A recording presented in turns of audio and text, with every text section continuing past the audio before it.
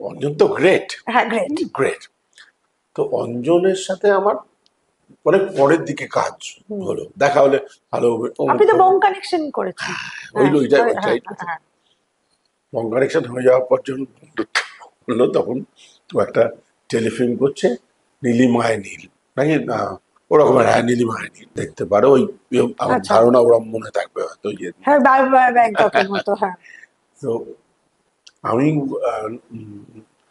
অঞ্জন গল্পটা কি, আমি তোমার একটা সিনেমা না, তবু তোমার টেলিফিল্ম করছে, আরে ধর তুমি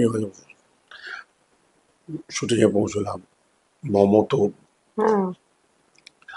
অঞ্জন মানে গল্পটা কি হয় বলো?